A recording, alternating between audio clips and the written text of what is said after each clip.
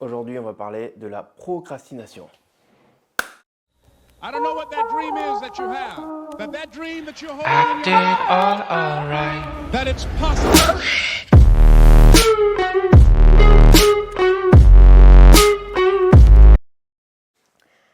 La procrastination. Alors forcément, ce sujet, il s'est imposé à moi parce que je me suis lancé dans un défi 30 jours, une vidéo, donc 30 vidéos, et j'ai tenu 16 jours. J'ai tenu 16 jours avant de lâcher le rythme. Je me suis arrêté 18 jours. Et ce qui a fait que j'ai lâché, maintenant je l'identifie de façon plutôt claire, et puis c'est un peu le même processus dans chaque chose, c'est au moment où j'ai quitté le premier seuil de l'apprentissage, qu'on appelle souvent incompétent inconscient. Quand on se lance dans un truc, on est incompétent, mais on est complètement inconscient de notre incompétence parce qu'on n'a aucune base, aucun repère. Et là où on arrive à un plateau qui commence à être difficile, et c'est là qu'on a envie d'être perfectionniste, d'améliorer, de prendre le temps de faire les choses mieux, c'est quand on devient de inconscient incompétent à conscient incompétent. On commence à avoir suffisamment de finesse dans notre regard pour commencer à percevoir toutes les petites choses qui seraient améliorées, toutes les choses qu'on va pouvoir faire mieux. Et c'est là qu'on a envie de fignoler et de s'améliorer. Sauf qu'en fait, souvent, à ce stade, on est au tout début, du processus et il y a encore vraiment beaucoup de choses à améliorer. Et donc, si on s'arrête sur ces détails, ben en fait, on stagne, ça nous paralyse et puis on arrête. Et alors, c'est un processus qui est complètement normal. La grande question, c'est combien de temps on met avant de redémarrer. Parce qu'on ne redémarre pas de zéro finalement. Il s'agit de pouvoir se redéterminer et repartir.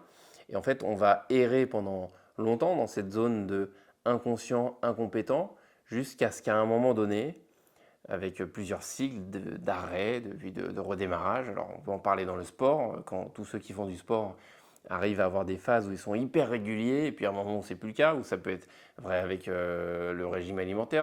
Ça peut être tout un tas de choses où on va se lancer dans un truc, on va être euphorique au début, l'euphorie nous porte, et puis combien de temps elle va nous porter, au bout d'un moment, elle va plus nous porter, c'est certain, et puis on se retrouve dans le creux de la vague. Et cette phase-là, quand on est dans le début de la conscience de notre incompétence, elle est confrontante. Et c'est dur de continuer d'avancer. Et on arrive dans cette phase à un moment donné où on devient conscient, compétent. Et c'est là que finalement les choses commencent à marcher et évidemment on continue toujours de s'améliorer, mais on a une certaine base de compétences. Et la dernière phase de la compétence, on appelle ça inconscient compétent. On est tellement devenu, on a tellement d'ancrage, on a tellement d'automatisme que finalement ça ne nous demande plus d'effort de faire les choses et on les fait sans réfléchir. C'est comme quand on conduit, quand on apprend à conduire au début, on pense à tout, le levier de vitesse, le débrayage, l'angle mort, etc. À la fin, on conduit, on ne se rend même pas compte qu'on est en train de conduire, on est capable d'envoyer un message, oui c'est mal, mais il n'y a pas une personne qui ne l'a pas fait, etc. etc. Donc on ne se rend plus compte qu'on fait un effort pour conduire, c'est pareil pour toutes les compétences.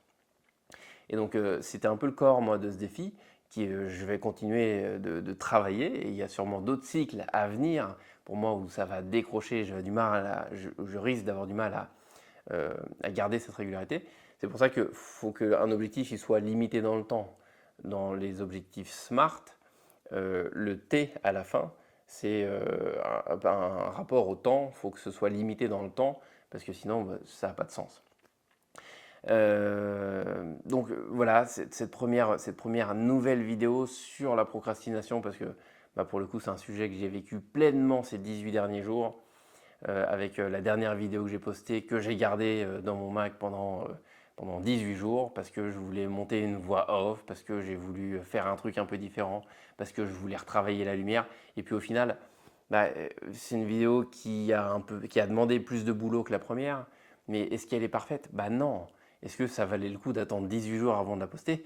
Franchement, ça aurait rien changé, c'est pas une vidéo qui va faire des millions de vues, mais pour nous, quand on est dans ce processus, on se dit ah oui mais je vais faire ça, ça va être mieux et quel dommage. En fait, c'est pas grave, il faut qu'on continue d'avancer.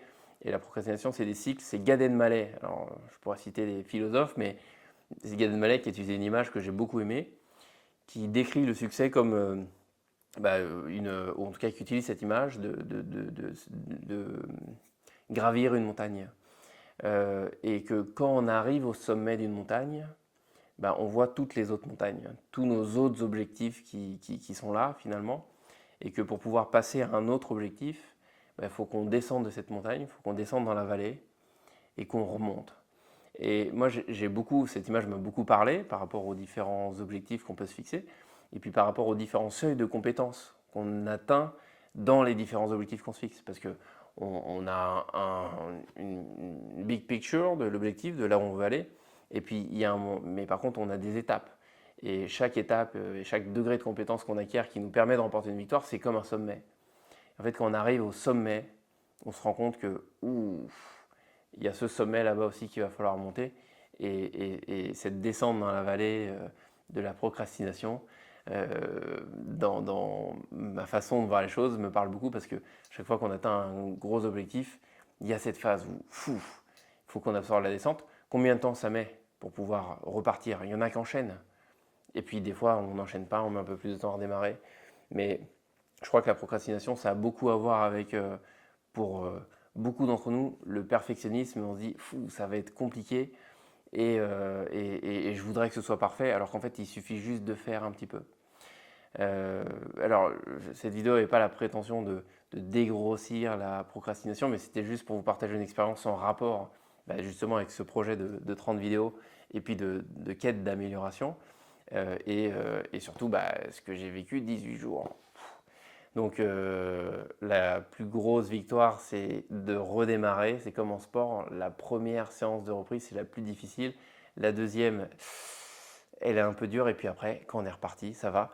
Donc c'est parti pour les 14 jours qui suivent pour aller jusqu'à ma 30e vidéo et enchaîner. Allez, ciao, bye.